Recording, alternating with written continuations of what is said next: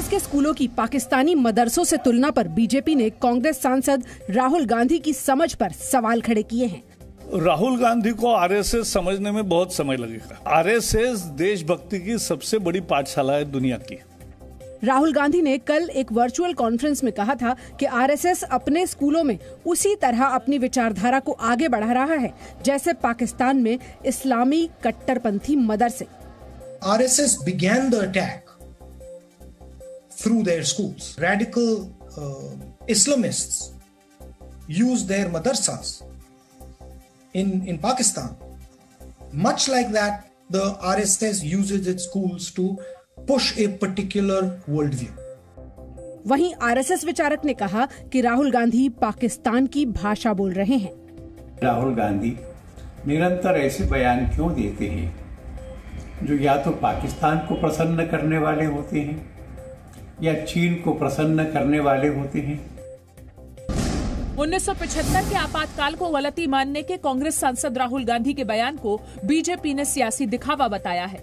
आप अपने गुनाहों को जस्टिफाई करने के लिए झूठ और लफाजी अगर करेंगे तो वो कोई स्वीकार नहीं करेगा। हालांकि राहुल गांधी ने इमरजेंसी को गलती मानते हुए ये बताने की भी कोशिश की थी कि आज के हालात और बुरे हैं। I think that was a mistake. Absolutely, that was a mistake.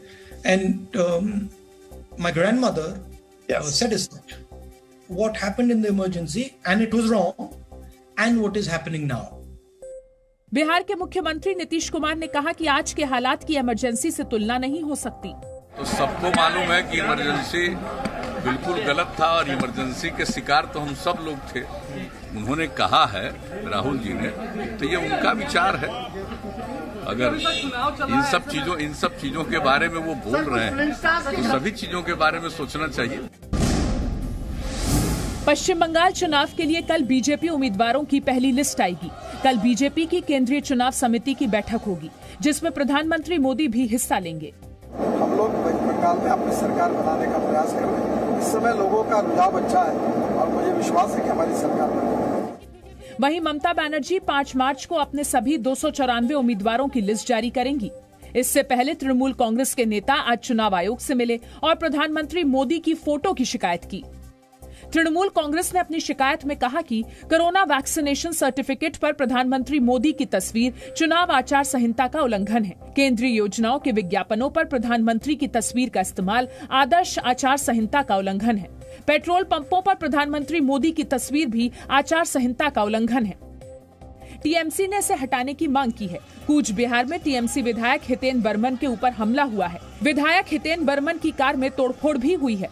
उधर असम चुनाव को लेकर दिल्ली में गृह मंत्री अमित शाह के घर बड़ी बैठक हुई जिसमें बीजेपी के राष्ट्रीय अध्यक्ष जेपी नड्डा के अलावा असम के मुख्यमंत्री सर्बानंद सोनोवाल, मंत्री हेमंत बिस्वा और असम बीजेपी के प्रदेश अध्यक्ष भी शामिल हुए। गुजरात के निकाय और पंचायत चुनाव में बड़ी जीत को बीजेपी ने कृषि कानूनों पर जनादेश बताया है। सूचना प्रसारण मंत्री प्रकाश जावड़ेकर ने कहा कि ये जीत कृषि कानूनों और प्रधानमंत्री पर किसानों के विश्वास का सबूत है। लोगों का नरेंद्र मोदी जी पर प्यार और विश्वास कायम है। इस विजय का अर्थ है कि ये किसानों का वोट है। किसान खेती के सुधारों के साथ है। गुजरात में बीजेपी को 31 जिला पंचायतों, 75 नगर पालिकाओं और 200 तालुका पंचायतों में एक तरफा जीत मिली है। वहीं दिल्ली के एमसीडी उपचुनाव में बीजेपी को झटका लगा। 5 सीटों में से बीजेपी एक भी नहीं जीत सकी। 4 सीटें आम आदमी पार्टी ने और 1 सीट कांग्रेस ने जीती। फिल्म डायरेक्टर अनुराग कश्यप और अभिनेत्री तापसी पन्नू पर आयकर विभाग के छापों को लेकर राजनीति शुरू हो गई है। आयकर विभाग ने आज अनुराग कश्यप और तापसी पन्नू समेत फैंटम फिल्म्स कंपनी से जुड़े लोगों के 22 ठिकानों पर छापे मारे। आयकर टीम ने लेन देन से जुड़े कई रिकॉर्ड्स कब्जे में लिए। अनुराग कश्यप और तापसी पन्नू आज पुणे में शूटिंग कर रहे थे। आयकर की टीम ने दोनों से होटल में अलग अलग लंबी पूछताछ की। कांग्रेस ने कहा ये आयकर छापे मोदी सरकार के खिलाफ बोलने का नतीजा है। ये आजकल माध्यम हो गया है और केंद्र सरकार ऐसे माध्यम के जरिए लोगों की आवाज बंद करने की प्रयास कर रही है। फैंटम कंपनी 2011 में अनुराग कश्यप समेत 4 लोगों ने बनाई थी और 2018 में इसे बंद कर दिया गया था। वहीं तापसी पन्नू प्रॉपर्टी टैक्स को लेकर जांच के दायरे में हैं। छापे को बदले की कार्रवाई बताने पर कांग्रेस को सूचना प्रसारण मंत्री प्रकाश जावड़ेकर ने नसीहत दी। ये तो हद हो गई। जिसका भी बारे में इनकम टैक्स या जांच एजेंसियां को जानकारी मिलती है क्रेडिबल, उसी का जांच एजेंसी जांच करती है और बाद में कोर्ट में ही मसला जाता है। ऐसा थोड़ा ही है।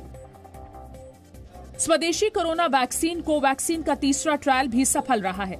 तीसरे चरण के क्लिनिकल ट्रायल में कोवैक्सीन 81% कारगर रही। कोरोना वायरस के यूके स्ट्रेन पर भी कारगर है। कोरोना के खिलाफ इम्यूनिटी वाले सेल्स भी तैयार हो जाते हैं। They stopped the clinical trial on 28th of February, and they analyzed everything with the biostatistician, and they gave this data to Drug Safety Monitoring Board about 2 o'clock, and we just got to know the data, that our efficacy data clearly indicating around the trend indicating around 80.6, so 80.6. Bharat biotech की Covaxin का तीसरा trial देश के 25 शहरों में 25,800 लोगों पर किया गया था। आईसीएमआर ने कोवैक्सीन की सफलता पर खुशी जताते हुए कहा कि आत्मनिर्भर भारत के लिए ये एक बड़ी जीत है। भारत में स्वदेशी विकसित कोवैक्सीन तीसरे ट्रायल में 81% कारगर रही। अब हम कोविड-19 के खिलाफ लड़ाई जीतने के एक कदम करीब हैं। Presenting B News app available on Google Play and App Store. Download it now.